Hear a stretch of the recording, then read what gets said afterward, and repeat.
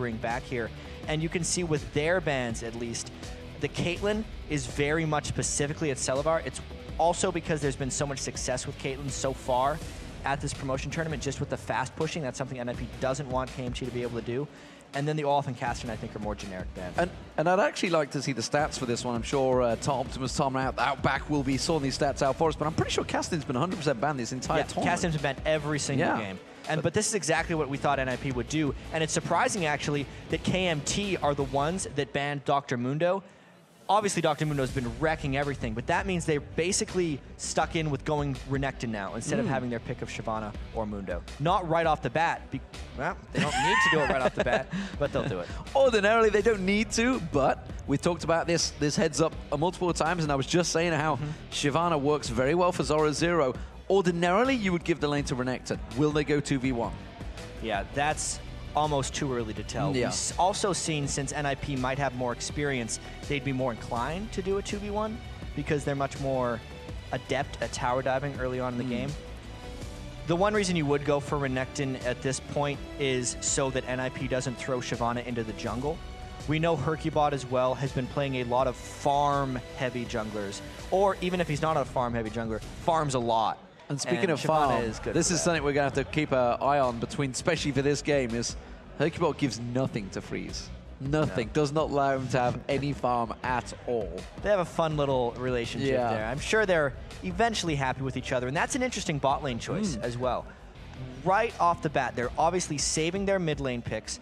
That's something that Nukeduck was very used to doing when he was on Lemondogs, is always picking near the end what he would be playing in the mid lane.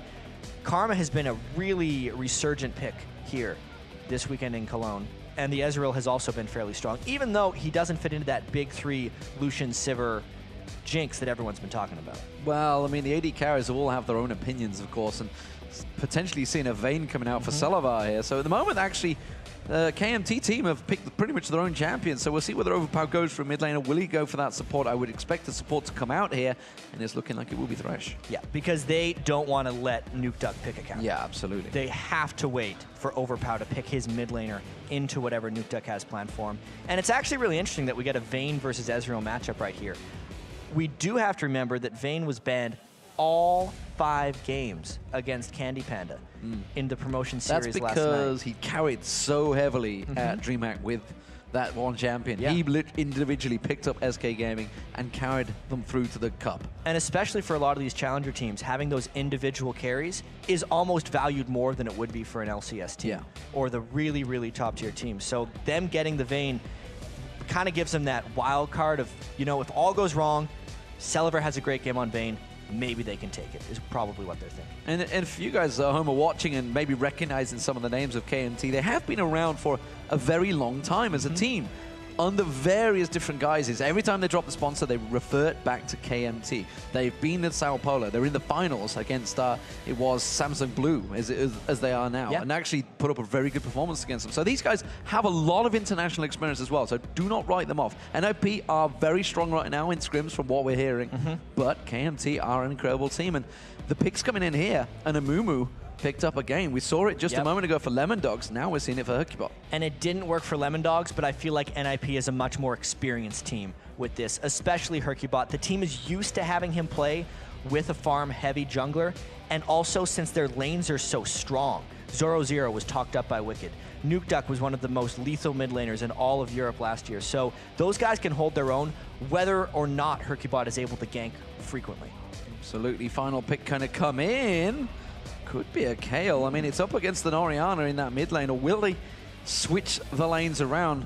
Haven't seen a Kayle for a long time in League. No, it's been a while. We saw Kayle a little bit as a counter pick to some of the assassins back at Worlds in Season 3, but this is really just trying to get lane power and maybe throwing a little bit more shielding into Celaver's Vayne, if it comes to that.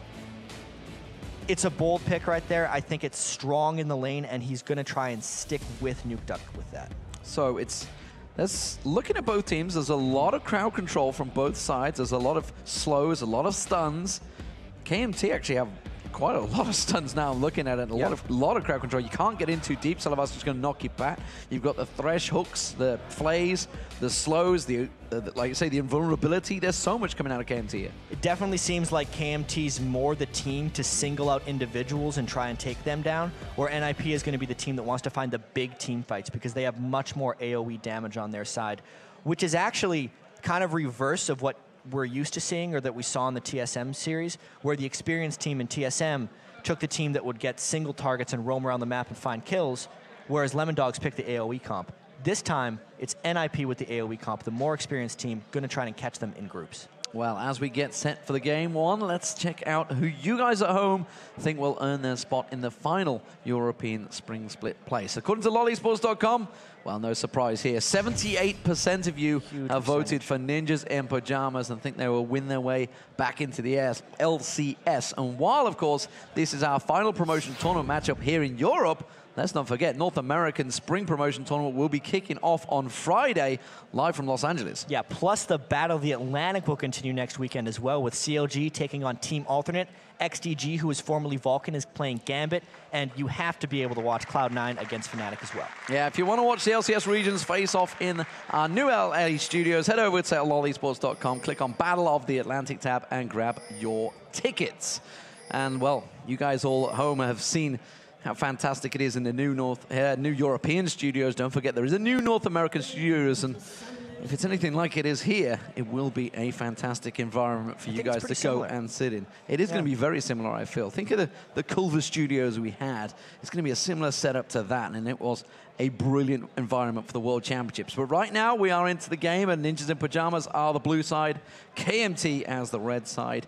The final spot in the LCS up for grabs. The career of these players is on the line. And for NIP, well, this is the second time they've been here. They were as the Copenhagen Wolves and got picked up by Ninjas in Pyjamas off the back of their performance in the summer promotions. Yeah, NIP, after making all these roster movements, needs a payoff, especially the risk that the 3 Lemondogs players took coming over to this team. They had an LCS spot secured, but they decided to go with NIP because they wanted the opportunity here. And something that's actually quite interesting at the start of this game is hyrqBot on Amumu did not start with 5 potions. He has a stealth ward already in his inventory. He placed the trinket ward first, and he's going to save the stealth ward for later, but you can just see a littering of little dots on the minimap right there because they do not want to get counter-jungled by Jankos' Elise. Looks like it will be full lane swaps coming around here. KMT do want to go for that blue invade, though, but they will get spotted out by that ward at the entrance. And speaking of problems, actually, we'll get back to that in a moment. If they don't get caught out, that Karma, it's that big AE stun will stop that attack in its tracks. But it's such an unusual situation to see. A team that finishes second in the league transferring 3 of their players, the core of their players, to a team that's in the relegation battle. You would never see that in any other sport.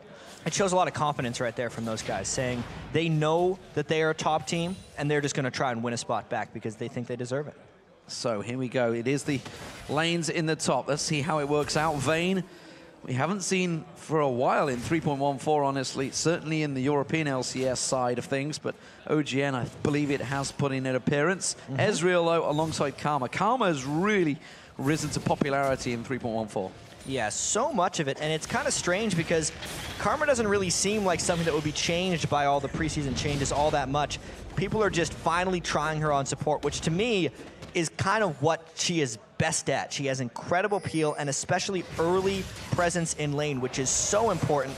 Having that mantra Q has already taken Vayne below half health. Freeze hasn't even had to assist in that. This is going to be a big, heavy shove lane in the top. And let's talk about this bottom, because the bottom lane, obviously the Renekton Shyvana, it's a battle that we've seen pretty much every single game this weekend so far. And honestly, it's a battle that's been back and forth. Yeah, and normally we don't need to pay too much attention to these side laners because they're usually just tanks that slap each other for a little while. But at least here, knowing that Zorozero is supposed to be able to win these matchups, Renekton generally has the matchup against Shyvana levels 1 through 8. And if Shyvana hasn't fallen too behind by that point, that's when she will take over. But maybe Zoro's different, a different breed of top laner. Maybe here's this mid lane, of course, Nukeduck, who was prolific and sometimes a little overconfident in his plays. Certainly at the World Championships it showed, but he is up against Overpow, and Overpow's one of those champions that's pretty much played every position that I can think of through teams. The entire team has juggled its positions around. Celaver, Overpow, these guys have been around for a long time. They've played the top, they've played the jungle, and now they're playing the mid. And it's actually pretty interesting that Overpow is playing Kale since he's played so many different positions. A champion who can play pretty much every position on the map. There's actually a Kale player who posted on Reddit, Diamond 1, only Kale, every position, AMA. Overpow obviously is playing, this is how you do it mid against Nukeduck. But I actually think NIP's laners are going to be a little bit cautious early, only because I don't expect too much early presence from hyrqBot, and they have to fear Jankos' Elise just a little bit.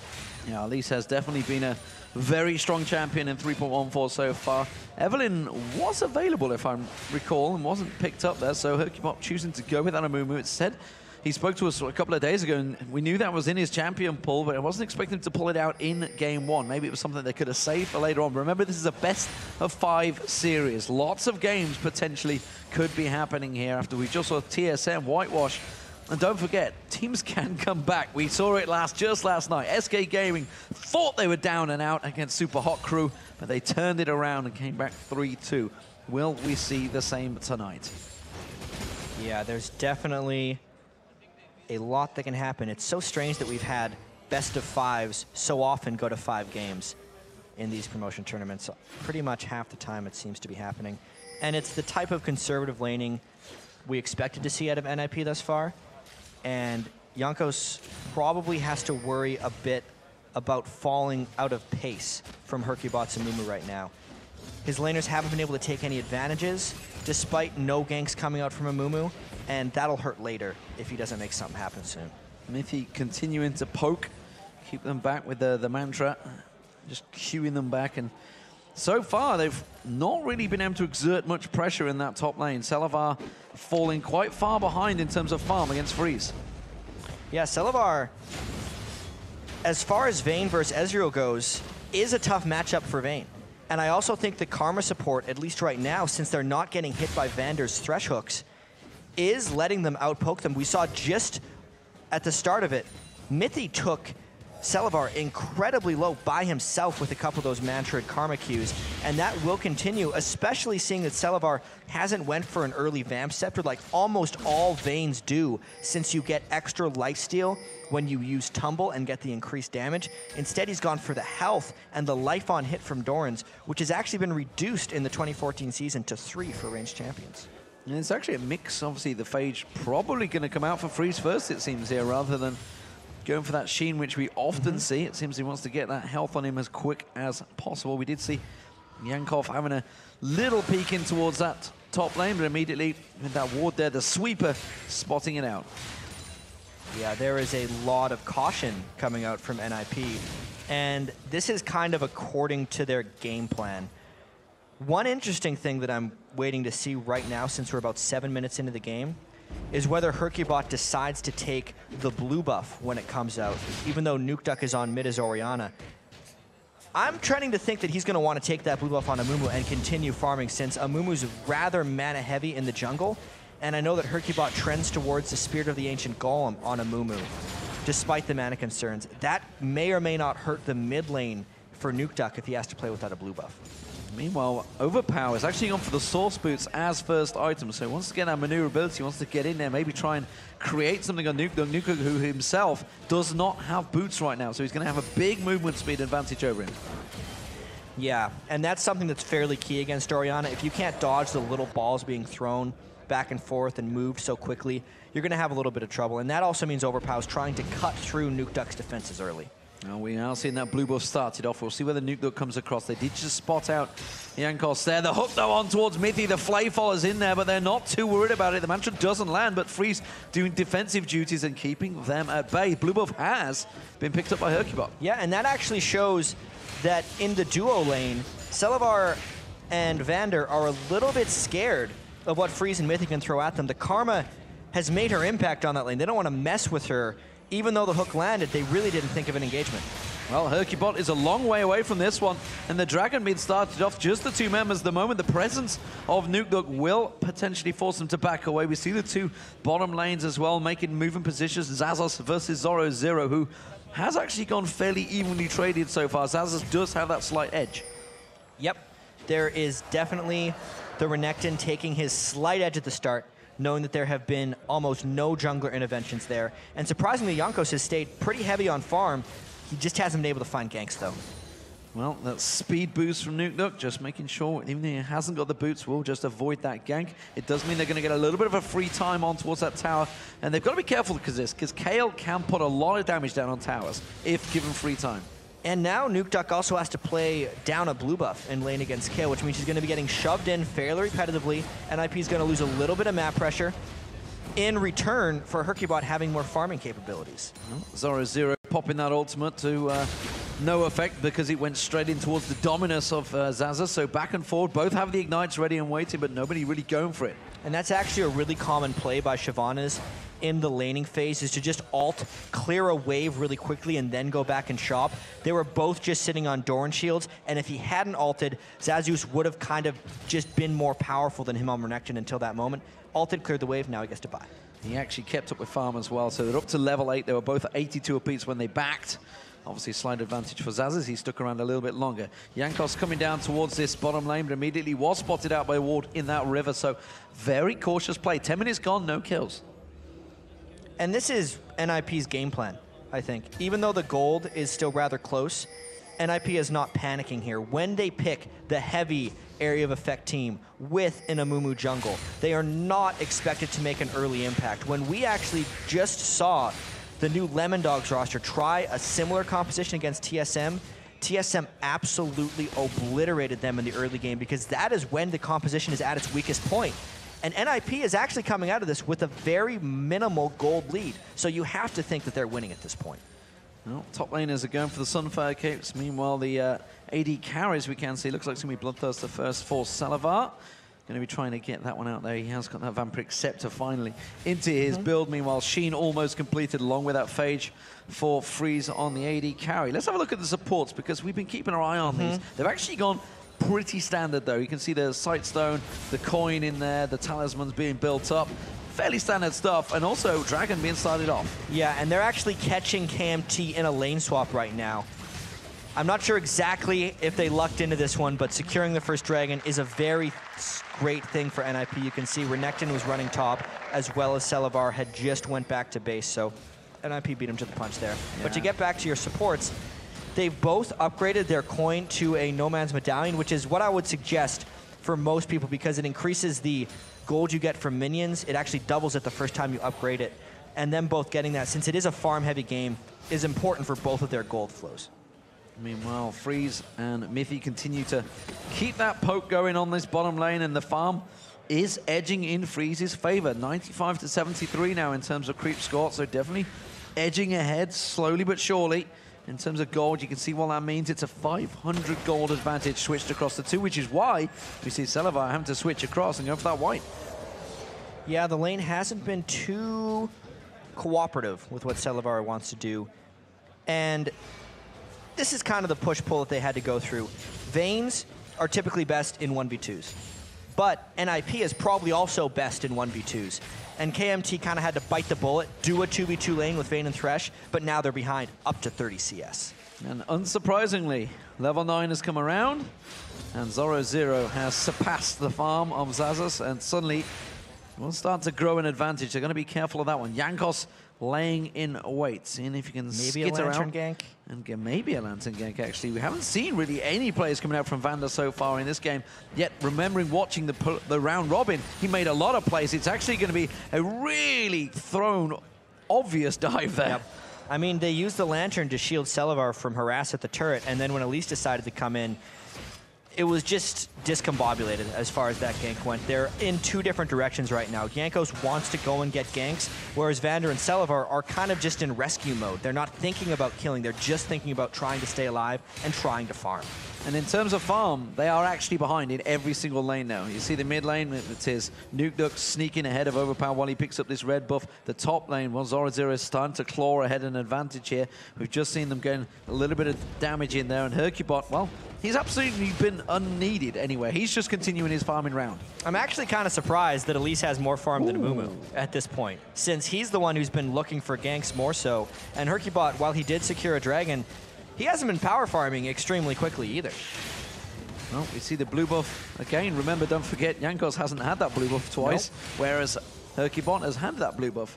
So he's been taking away everything, but like you say, he is just slightly behind right now. We see, looks like Nukeduck's going to be backing off on things. An early grow completed. Standard stuff is going to be coming out from him. He's just going to pick up the boots. Across the board, NIP is playing extremely conservatively right now. And KMT is actually the team that needs to get a whole lot more aggressive, in my opinion. Obviously, if Celaver hits crazy items, he's actually going to be incredibly difficult for NIP to lock down. But I'm expecting maybe about a 20-minute jump for NIP where they really decide to turn it on. When hyrqBot has 2 ranks in his Curse of the Sad Mummy ultimate, and maybe the second dragon starts coming through when it's worth more gold, is going to be the point where KMT wants to start fighting them. And I think that's when NIP is going to be ready for it. Yeah, hyrqBot has not even gone near a lane yet. He's not even approached to get it other than just standing, keeping it guard, and then not even attempting any of those bandage toss kills. So as it stands, and really has no reason to, because frankly all the lanes have been shoved up. Overpow has been disappearing off to try and get some farm from the jungles.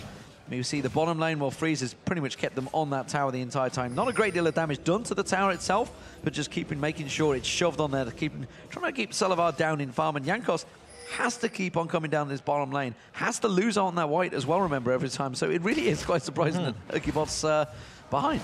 Yeah, absolutely. In farm, he's up in gold ever so slightly because jungle camps give varying amounts of gold, and he's just been taking the more valuable ones. Unfortunately for hyrqBot, the first gank he decided to do, he sat on top of ward for about 20 seconds, so it's actually slowed him down. Let that be a lesson to hyrqBot. Don't leave his jungle. Well, this is what we've been told, what we expected. We see Zorozero now up in that top lane, going between the lanes.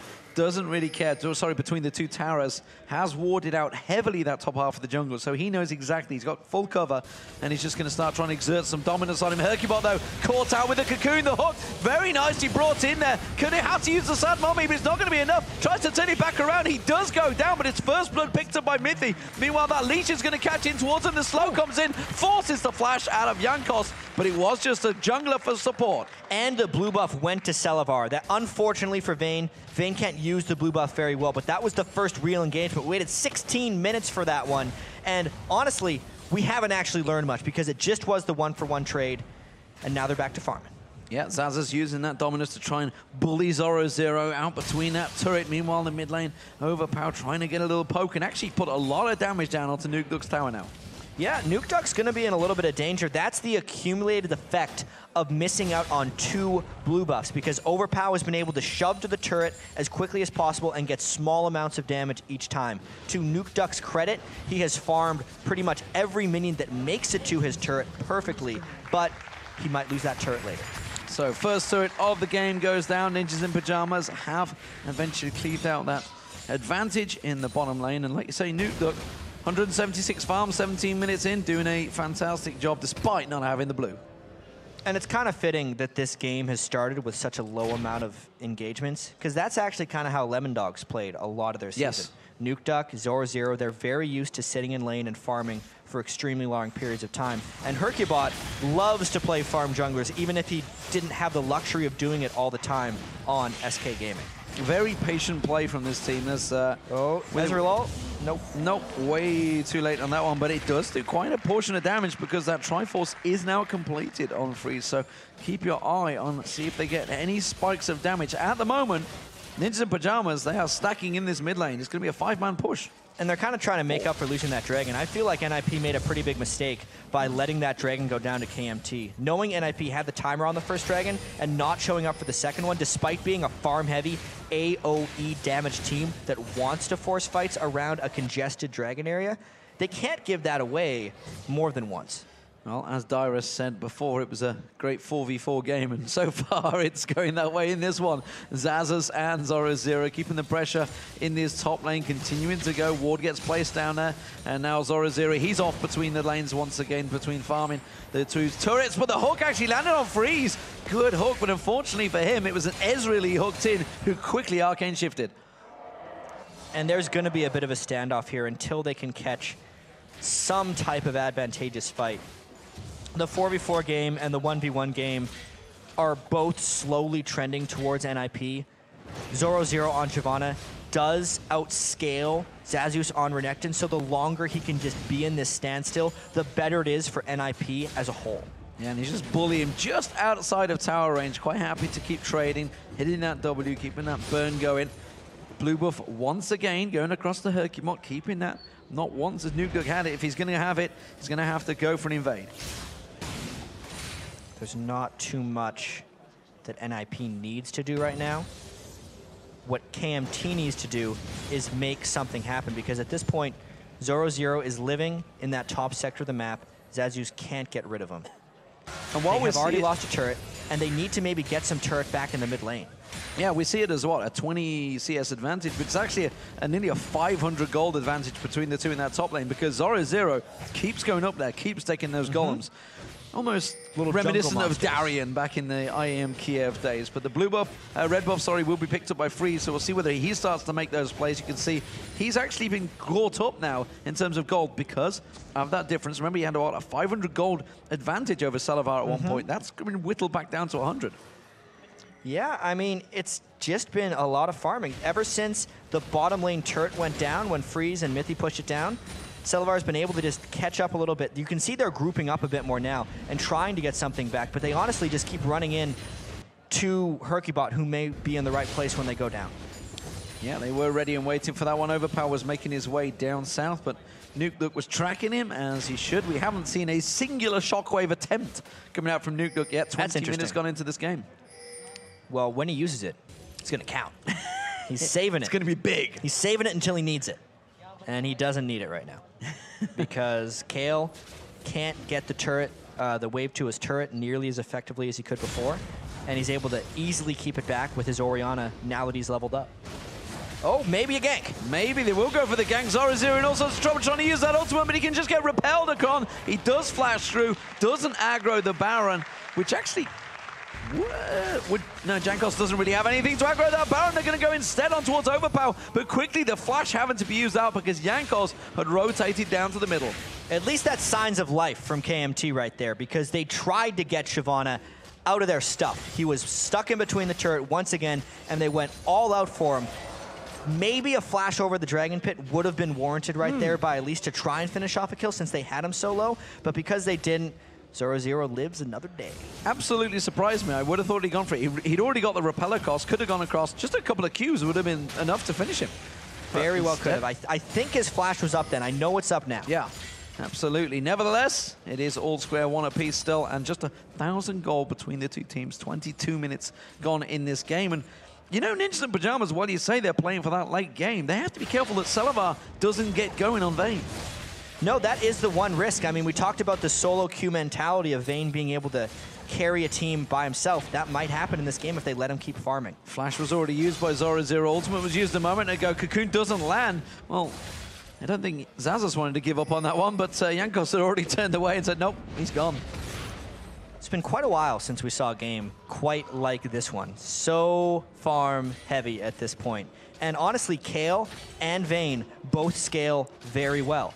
If we look at Jankos' Elise, if he gets his magic penetration, which he's completed at this point, he can actually cut through Zorozero fairly quickly, no matter how tanky he gets on Shyvana, especially if you consider that Celaver's Vayne is going to be shredding them down.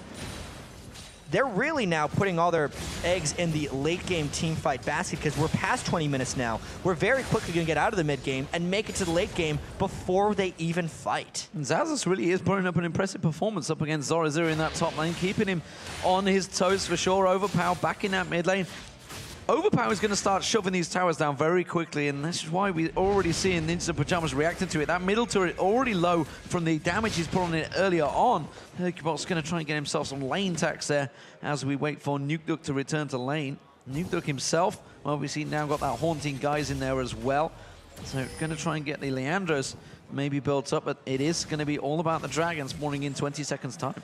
Well, we're currently at about a 700 minion to 1 kill conversion rate.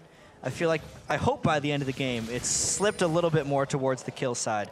This Dragon is definitely a point of contention as we approach here. There's a lot of wards going down right now. That's a lot of wards. The sweeper, the pink. Don't forget that pink on an unlimited timer now as well. But we see the two top laners coming down. They want to fight it out before they get down here. But actually, if you keep your eye on the map, you can see Overpow is actually heading north, which is why Zorozero immediately backs away from this one. But that has bought time for Ninjas and Pyjamas to go for Dragon. And they're going to have to rush this one down if they want to make this count, because they know that Kale will be on the way, and they're actually disengaging and trying to get Celaver. Not going to happen. Mithy on his own, though. Mithy might get singled out. They have got the Dragon down. hyrqBot manages to contest that one, but Mithy's in all sorts of trouble. We see Celaver coming around. He catches Freeze, manages to condemn him on the wall, gets him down. Now he's chasing onto Mithy. Not going to catch him there. Switches back to hyrqBot. He's going to go down. They want to give it across to Celaver. They do. They get the double kill on Vane. They get Vane going. Zorozero in trouble. Flash comes out from Xaxus. Not quite enough to take him down. And he can't. Oh, the Ignite! He's got him. All told, it was 3 kills for KMT, and they had a very split fight. Very rarely do you see the collapse from both sides pay off on a kill, and they want more. They tried to go for the hook. The flash comes out from Nukeduck. Another summoner spell burn, and that is another tower going down. KMT are turning it on. Well, we knew that this Dragon fight was going to have a very large impact on the rest of this game. It just didn't seem like it would go to NIP, and what happened is they managed to, even though they landed the 3-mana Mumu ult, the Orianna ultimate missed during that fight, and KMT was split enough. Celaver got to take out one person at a time and just collapsed in around the sides of the team. And KMT have systematically taken all 3 outer turrets at once. The top one was about to go down, and just like that, all off the back of that one singular Dragon fight, they have taken all 3 outer turrets, and you can see the gold advantage now in KMT's favor. Yeah, KMT took a lot from that fight, especially because the 3 kills went on to Vane, and also the fact that Xaxus did get that 1 kill on Renekton.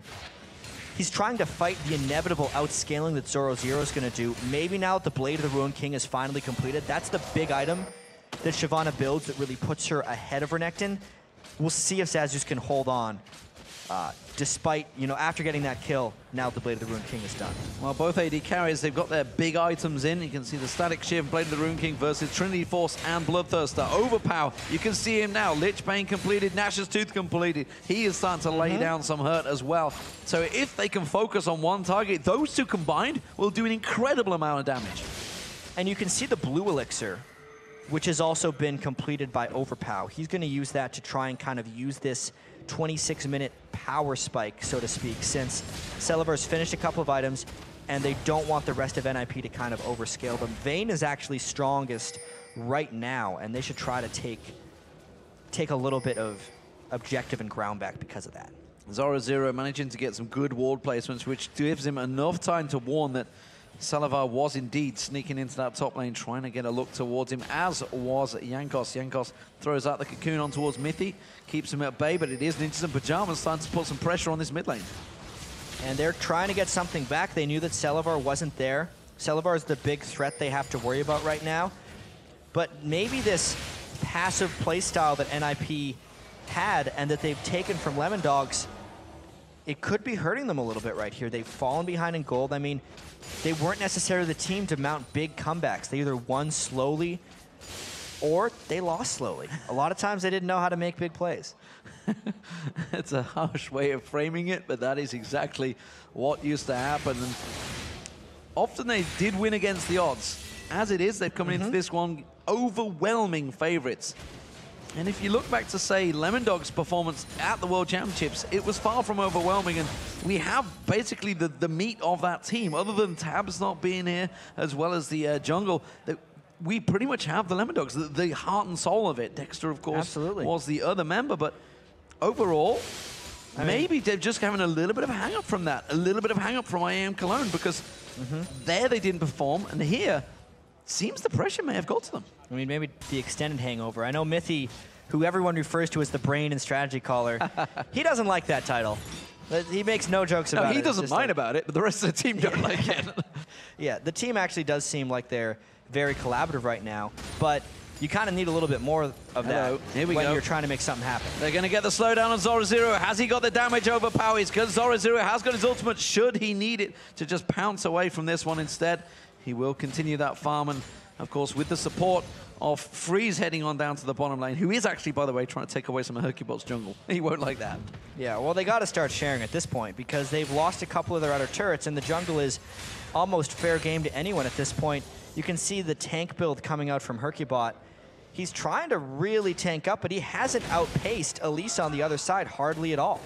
Well, they're going to catch on towards Mithy. The hook comes in. The flay is there. And wow, Mithy just dropped like that by Jankos and Vander. And you can see a really heavy magic penetration build on Elise helped that. Zorozero tries to jump away, condemn and flash, so just to get away with the ignite.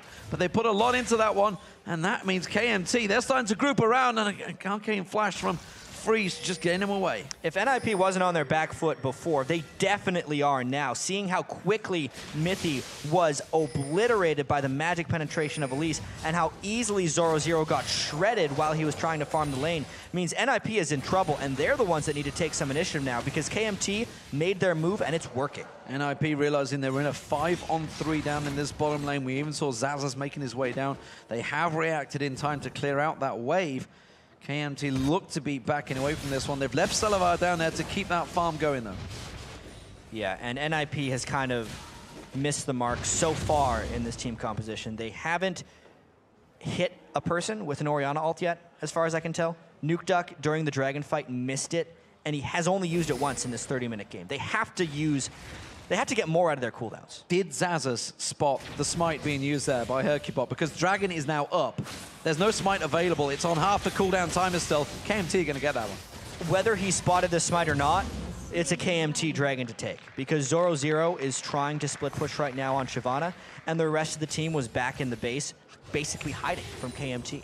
KMT are the driving force right now. The Polish team, can they get themselves a team back in there? Meteor Makers have been knocked out in day one of the promotion series. Can KMT replace them? Give the Polish a presence in the LCS. Right now, though, Zorozero, we've been talking about him, we've been bigging him up so much, but honestly, it's Xaxus that's been playing fantastic in his top lane on Renekton. Yeah, he's definitely been holding his own, but those are some gargantuan farm numbers. And if anyone actually shuts down Zorozero later, I don't think it's going to be Xaxus, it's going to be Vayne and Kale. Xaxus, what he has to do is not lose to Zorozero right now and be able to set up kills for the rest of the team if he comes through. We're seeing a potential 2v2 in this top lane as these two duel. We do see Overpow and Nukeduck coming around the side there. Overpow did finally spot out that Nukeduck was there and they back away. But looking in the bottom, Celaver continuing to drive home on towards that tower. They're going to have to react to him. Yeah, they are getting a little bit over split up, and I really have to point out how much magic penetration KMT is building as a team. Let's see if he can escape. Celaver having to use his ultimate. He's going to try and go 2v1. Is it going to be enough on Freeze? Barrier Bait comes out. Is it enough to slow him down? True Shot Barrage comes out. Does find a target. Freeze throws out the shot, and wow, just like that, you can't 2v1. It's so hard. That was well played by Freeze and Mithy right there, knowing what to turn around. Well, Mithy died. Yep. That's for sure. Didn't see that one coming. Overpow. That was kind of a 2v1. That was a straight burst Lich Bane Q. Yeah, things Kale does when she has Lich Bane. Also, the magic penetration helped immensely with that. Just now, I believe the Mikhail's Crucible was picked up by Mithy. He only had a Chalice of Harmony before that evaporation. He was already at half health, to be fair. But that's why Overpow is going to be scary for the rest of this match. Well, Zorozero still not caring, but he might well get caught in another 2v1 situation. They think he's gone to the try, but she hasn't. Jankos is coming. They're going to go around towards the red buff. He will find him, but Xaxus is too far away from this one. And immediately Jankos is like, I am not going to just solo that one. Cocoon will get laid down. This time Xaxus is going to come around, but Zorozero should be able to escape this one without too much trouble. He's got hyrqBot and Nukeduck in support. And we're also seeing these builds progress farther and farther towards max items. The more they kind of see each other in the jungle, don't find kills. Keep in mind, we're 33 minutes into this game with only 8 kills across the board. You almost never see a 333 CS top laner that hasn't gotten a kill or an assist. You either can't farm that much because the game is over, or you've actually gotten involved because your team is winning. It's a very strange game we have right now, D-Man. He's definitely playing his own game, that's for sure, in that top lane, as Dyrus also alluded to. Farming Simulator 2014? Farming Simulator 2014, top lane farm. It's on at the moment. Of course, this is the 3.14 patch. Rengar was banned from this one, which is why you've not seen any picks and bans for him. If you're unaware of that, well, there was a bug found out, so that's why it is a problem. And these players, well, they will find that bug pretty quickly. And I wouldn't say they'd exploit it, but they certainly would go for it. But at the moment, it's going to be the banish shots thrown out, not going to land on towards Vander. And finally, Ninjas in Pyjamas do get that middle turret down. So now it's all 3 outer turrets down. Zorozero, a little bit of poke back on towards Xaxus. They did have a number of members of KMT closing in and around him, and immediately backs away. It was a nice move by NIP to make that turret happen because they knew that Celaver's Vayne was in a different part of the map, and they knew that Xaxus was getting messed up. They finally did finish off those creeps. Yeah, it was a little sad. It's a little sad. Well, and I think the Baron's going to be the next big point of contention. I think KMT definitely has more ability to kind of sweep out that area and claim it as their own. You can see there's 2 sweepers on both sides right now. Oftentimes, near the end of the game, more people will get rid of their warding totems and then get the sweeping totems because they're trying to take map control back. And the map control around the Baron area is probably the most crucial thing in the game right now. That singular ward down that bottom middle lane has been so crucial in spotting Jankos. Every time he tries to come out here, he gets spotted out and Zorozero backs away. He may well going to get caught out. He's got the support of Mithy coming in, though. Xaxus has already taken low. Zorozero might try and turn this one around. They've said they're going to go towards Jankos. Jankos is going to get taken low. He could get straight a lot of damage on. There's the ultimate coming out from Zorozero. He's going to repel to the minions. Flash comes out. Xaxus, oh, takes the lantern. Jankos gets away with that one. hyrqBot had come in. True Shot Barrage not going to find the target. Only hits onto Xaxus. Takes the Thresh Express right out of there, and it's so close this game right now, but that's the reason that Shyvana outscales a little bit late. You can see how quickly he turned around a substantial amount of damage, and now we have a really interesting thing. Overpow is bottom lane pushing, so this could be a 4v3 at the Dragon area with some powerful people of KMT trying to come in. Nukeduck down the bottom, cuts him off, making sure he doesn't go for it, but this is a Baron they may have to peel off from. Maybe they're going to go towards Jankos. Instead, no, they're going to back away from this one. And Vander feels them away, and good bullying, honestly, from KMT to keep them away. So they took a tower for basically keeping them away from Baron. And that showed me how scared KMT, or how scared NIP is of Vayne. There was no Renekton ult coming in there, a Thresh support, and just a Vayne coming in there for 4 people inside that Baron pit. And they pulled away. They tried to go for Vayne, and he just backed away, and it stopped the Baron. They weren't willing to just try and fight a 3v4 in that pit while getting the smite, because Jankos was nowhere to be found. He had just went back to base. We are starting to see the trinkets being upgraded here as well. Oracle's trinkets being picked up by both supports. I tell a lie, it's the support and both junglers that have picked it up. Dragon, though, again, 3rd Dragon of the game, given for free to KMT. Not a single point of contention from Ninjas in Pyjamas. They have no idea on the timing now. And this late in the game, since the average level in the game is over level 15, Dragon's worth 1,300 combined gold, 260 per person. That is only 200 gold less than the Baron buff. So while NIP got scared off Baron, KMT just took a Dragon and got nearly as much reward if you don't count the Baron buff. And ward sweeping is being done by KMT, getting in all these pink wards that have been invested. Of course, they are visible now in 3.14. They're just getting taken down there. Lantern thrown out, gives him a free passage back away from that one. KMT all in position around the Baron area to make sure that NIP don't get back in there and start laying down the wards. Yeah, and getting control back of that area was very key. I think we're going to have more action here in the top lane, though. Ignite going down on towards Freeze. They may well have Zorozero, so they may have enough this time around. Does get a shield. That will be Zorozero going down, and KMT suddenly trying to turn this one on. Vander coming in, maybe going to throw them on those hooks out, but instead, it was a straight kill. And we could definitely see the Baron happen right now. There's still a Kayle ult. Yes, they're down flash on Kayle, but this is huge.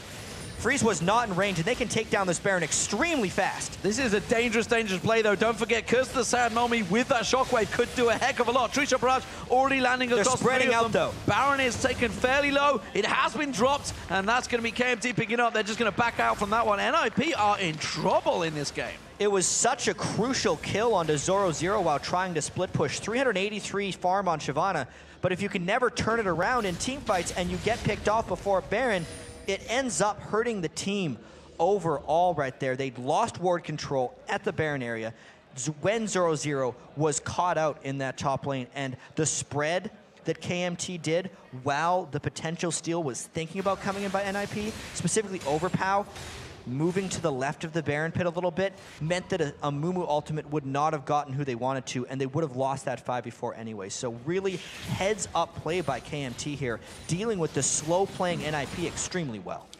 The one thing I will give to NIP so far that they have still in their banks, and it's actually going to be a mental block possibly on KMT. They were in a bigger situation than this against SK Gaming at DreamHack, yet SK Gaming managed to come back from the game. They couldn't break down that inhibitor defenses. They managed to get drawn out despite having a huge advantage over SK Gaming. They turned it around. So Ninjas in Pyjamas will have watched that game because that was the event they were meant to attend. They will know exactly what happened, and they know if they just buckle down, which they have at the moment, they've still only lost one inner turret and a 7-2 game 40 minutes into this game. Yes, they do know how to turtle. One thing as well I want to mention, Freeze knows what a very late game Kale can do. Back at Gamescom, Alex Each got incredibly farmed on Kale, killed him in 0.11 seconds. He looked at his death recap afterwards, and Overpow's Kale's getting close to that. Freeze is picking up a little bit of extra magic resistance because of that, Mercury Treads and a Spectre's Cow. But he's really got to watch out for Kale regardless. And that Guardian Angels on Vayne Celaver will mean he's a dangerous beast. They're scared of him already.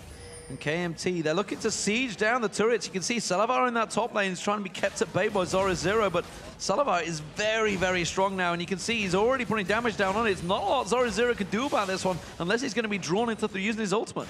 Yeah, Zorozero can't 1v1 Celaver at this point. No one on NIP can 1v1 Celaver at this point. And no one can 1v1 Overpow on NIP either. So it's actually a team fight that needs to be salvaged somehow from NIP.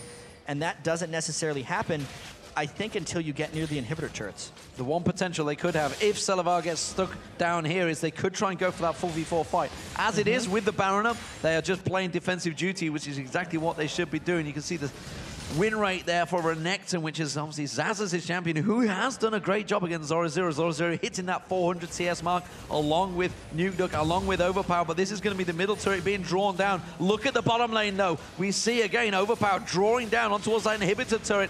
They are putting the damage down. The top inner turret going down. Overpow pushing every single lane now, KMT, and that middle turret is not going to be alive for long. And this is exactly what KMT wants to do, the try push, because all NIP wants to do is catch a team fight into the Mumu ult with Siobhan and Orianna.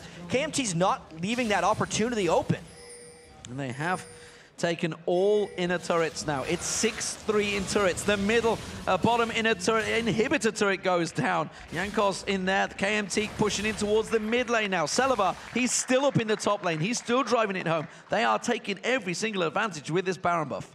And they've been out for a while. That's why once they get one inhibitor turret, they say, all right, job well done, everyone. They have to go back to base. There was 3,000 unspent gold on Overpow when he went for that. So I feel like he might just go for a Guardian Angel as his last item. He's thinking about what to buy, though, with this last check. That's Deathfire Grasp as his last item on Kale. So if he wasn't going to one-shot someone before, he will now with a 703 ability power Kale. There's only 9 kills so far, 42 minutes into this game, but I feel the next fight will almost certainly turn it and maybe even bring the victory to KMT if it were to happen. Baron buff is just about to run out, so that will be available in around about 2-3 minutes time. We see the Dragon is going to be spawning. It's going to be KMT picking up their 4th of the game without any contestation again from Ninjas in Pyjamas. And this is actually a fairly crucial point in the game, I feel like, for KMT to convert and get some of these inhibitors down, because 6-item builds were just now reached by Overpow's Kale and Celaver's Vayne. 5 items is where NIP's AD carry and mid laner are at the moment. When there's 10,000 more gold on NIP, that 10,000 gold lead won't actually be a gold lead. So KMT, this is kind of their last chance to take advantage of a gold lead if they don't just want it to be 6 items versus 6 items. Yeah, before the superpowers meet and collide, as it were. Zorozero, we haven't seen a great deal of him in any of the team fights, but I feel next fight that comes around, it almost certainly will be. KMT pushing down the bottom, but look at it. Overpow, he's got himself a free reign on that top turret. They're just going to do this whole thing again. He's going to take the top turret down. There's nothing to stop him. He is just going to demolish that turret in seconds. And as long as there's no hard initiation by NIP, no flash ultimates by hyrqBot, because KMT is playing so far back, they're going to continue to bleed and look chip at Zorozero get base. melted in that bottom lane. He just got destroyed in seconds. That is the most tankiest member on the team, taken down in a split second by Overpow. They can't do anything to stop him. They've had to send Nukeduck, which means it's a 3-on-4 in this bottom lane. That's the Deathfire Grasp KO for you. There's only one magic resist item on Zorozero, so you can kind of see how he got shredded down, but that is just even more disastrous news for NIP. That is a scary, scary moment for a very fed top laner. They're chasing into the jungle, but I'm not sure this is a wise idea. KMT laying in wait. Of course, Sadamumu, if he lands the Curse of the Sad Mummy at the right point with the Shockwave, could be a game changer. But honestly, they've got to do a lot of pushing in KMT. Even if they lose a big capital fight, they know they're not going to lose the game yet. And a lot of people are surprised by how well KMT is playing right now. 78% of the fans who voted for NIP in this one. And 2 kills at 44 minutes isn't 78% vote confidence in this team right now. NIP all over the place. NIP is desperately trying to pick someone off, but that's it, someone off. They're not getting a group fight. If they got one person, they would take multiple inhibitors, and NIP is trapped right now, unless they do something drastic. And I don't think there's anything they can do right now. And that duel between Nukeduck and Overpow has yet to happen. They've yet to go at it. They have kept away from one another. And I'm not too sure who would actually win that one out right now. It's all about who would land that ultimate at the key moment. Overpow, we can see that Lich Bane just glistening. He's had it so long. We saw the burst damage he could put down on Zorozero.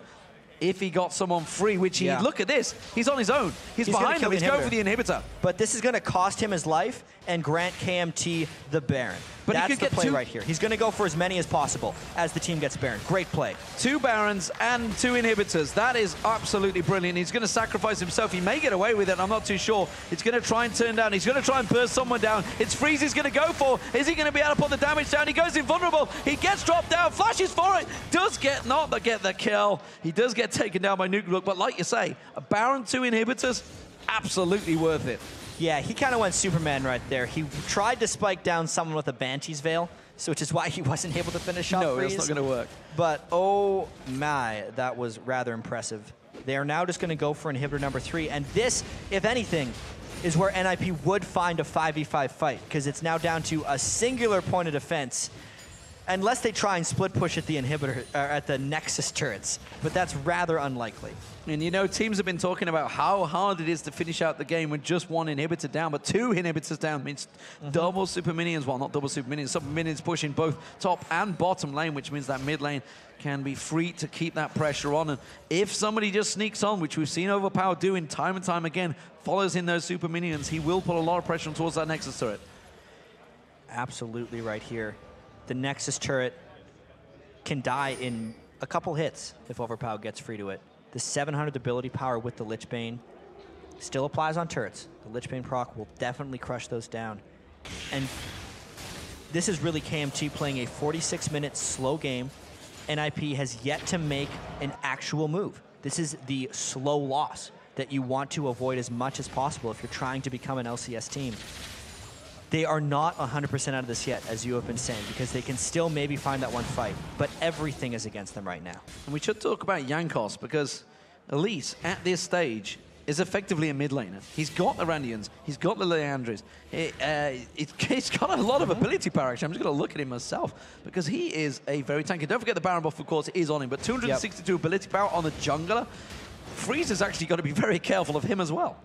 Yeah, everyone on NIP can get blown up by a couple different people. Overpow can nearly one-shot whoever he goes for. NIP kept getting hit by Elise, they're just going. Curse of the Sad Mummy, it only caught Jankos out there, but he might just turn this one back around. They know that that big ultimate down, it's a giant cooldown as well, and they're just going to drive on through. Look at that. The Nexus turret was almost down as well. The super minions doing work here. Both of them are so low. Overpow will just get onto those in a singular shot. We can see the Vayne also pushing in.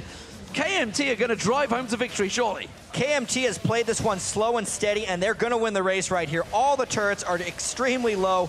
3 waves of super minions will be on their way, and this is going to have to be a final stand, but how can they get in range to fight them? And as Kane Zorozero, Shockwave pulls out, does a lot of damage on towards Celaver, but just not enough. They're going to turn that back around. You can see Zorozero getting dropped so low. Celaver picks up 1, picks up 2, getting on towards the Nexus turret. That's going to be the double. And then Zonya's Hourglass used out, but really not going to help out because that is KMT.